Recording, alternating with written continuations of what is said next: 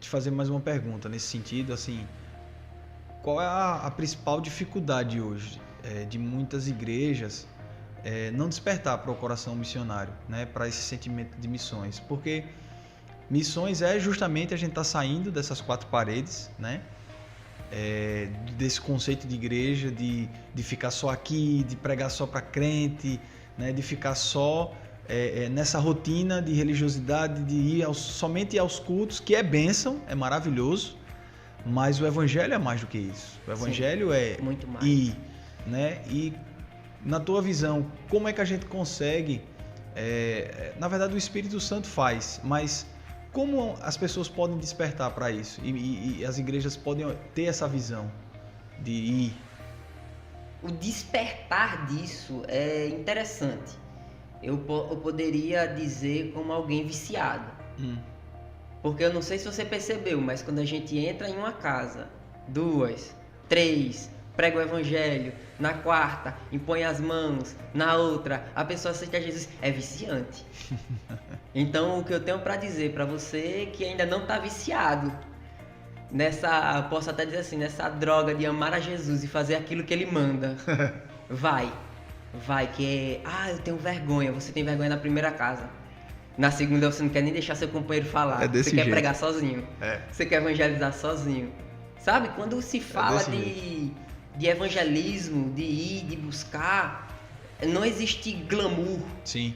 Porque nós não estamos nas nossas megas igrejas, não estamos com jogo de luz, não estamos com o microfone na mão. Isso. Não existe uma plateia nos assistindo, é apenas você, o perdido e o Espírito Santo. É isso mesmo. Mas quando você vai a primeira vez, você se apaixona por isso. Porque existe um favor da parte de Deus. Isso. Ele dá tanto o querer como o efetuar. Ele tanto dá a vontade e a inclinação no espírito, a inclinação dentro de você para que você vá, como ele derrama um poder sobre a sua vida. Sim. E eu percebo isso, pelo menos na minha vida, é muito nítido. Sou ministro do Evangelho, sou professor de escola bíblica, mas eu percebo isso, que existe uma facilidade maior na manifestação dos dons no ID do que dentro da igreja. Perfeito. É muito mais fácil, é muito mais nítido. De cada casa para... não sei se vocês me entendem, mas é como se houvesse um poder disponível extraordinário. Sim. Você entra em 5 casas, é como se você tivesse ido para 5 cultos diferentes. Sim. Se eu pudesse colocar por medidas, aquilo que Deus te usa num culto, em um dia Deus te usa 10 vezes, em 10 casas que você entra. Então, quando a gente vai fazendo isso, quando nós vamos disponibilizando, isso vai ficando forte no nosso coração, porque a igreja foi chamada para isso. A igreja foi chamada para ir. Por que o pássaro voa? Porque ele tem asas e ele foi feito para voar. Por que o peixe nada? Porque ele tem um corpo preparado para aquilo. Isso. Porque o crente, ele vai. Porque o crente, ele ama salvar o perdido. Porque ele foi feito para isso. Isso. Para adorar o Senhor, para engrandecer o seu santo nome, mas também para buscar pessoas e fazer o ID, fazer o ID do Senhor, buscar ao perdido. Isso faz parte da nossa vida. E é a grande, pelo menos na minha visão, é a grande dificuldade das pessoas, é essa questão, porque muitos não querem deixar o conforto, porque assim, a igreja ela é muito confortável. Isso. A igreja ela é confortável porque você está na igreja, você recebe a palavra, adora o Senhor no louvor, um ambiente favorável, tem um louvor maravilhoso, uma estrutura maravilhosa, né? Uma igreja preparadinha para você ir e receber. Isso, você sai do conforto da sua casa. Perfeito. Cultua no conforto e volta para casa. Sabe qual é uma experiência muito boa? Eu não compartilhei no começo aqui, quando o pastor perguntou, mas outra experiência para mim foi fantástica, que eu senti algo assim, o Espírito Santo falou comigo muito forte assim, naquele momento que eu saí junto com os irmãos para evangelizar, parece que não era o pastor que estava indo evangelizar, era um servo cumprindo uma missão.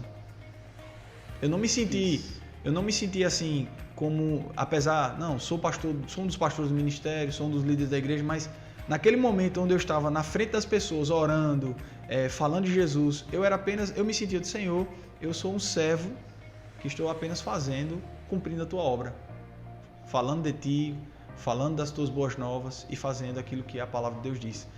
Então não tem, missões tira das pessoas esse sentimento de glamour. É verdade, isso mesmo. Se essa palavra eu posso usar, mas tira das pessoas esse sentimento de grandeza. Não, nós somos grandes porque estamos em Cristo, mas no sentido de grandeza humana. Isso.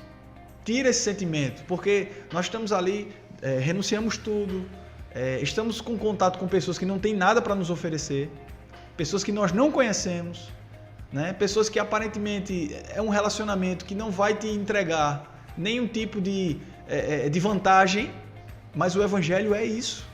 O Evangelho é você amar quem não tem nada para te dar em troca, porque não é meritório, é você dar de graça o que você recebeu de graça. Dá de graça o que você recebeu de graça. Isso. E né?